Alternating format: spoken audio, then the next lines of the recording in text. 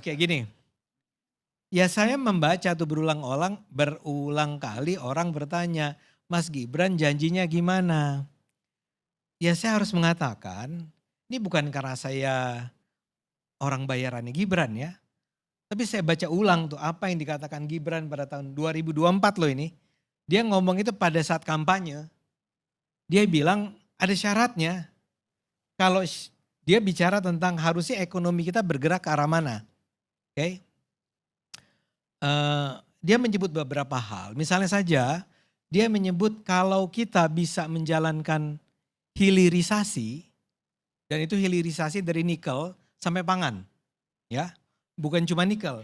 Yang pangan pun dia sudah bicarakan di video dia yang sekarang, hilirisasi pangan.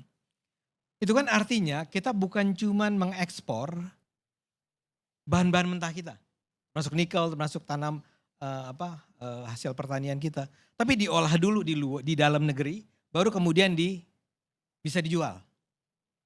Nah bayangkan bahwa itu pasti akan menyerap tenaga kerja yang berlipat-lipat.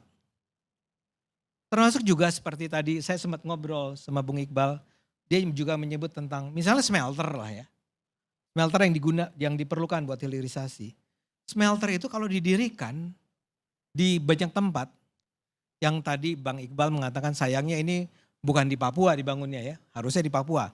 Ya tentu ya kita kasih contoh Freeport lah gitu ya. Itu pasti akan ada banyak orang yang terserap ke dalam industri tersebut. Itu jadi harus ada. Syaratnya adalah kalau ada hilirisasi akan banyak tenaga kerja yang terbuka. Apalagi kalau pangan. Tanam pertanian kita dilakukan hilirisasi secara serius ya. Saya nggak tahu sekarang ini sudah dijalankan nggak, Bung Fitra ya. Saya nggak tahu, saya betul-betul karena saya bukan orang pemerintah. Walaupun saya adalah orang yang mengikuti apa yang dilakukan pemerintah. Itu akan luar biasa. Jadi dia bertumbuh kepada, kita kembali deh kita ke pertanian nih ya. Pangan tuh kita berusaha giatkan. Itu pasti akan menarik, menyerap ada begitu banyak penduduk. Itu satu.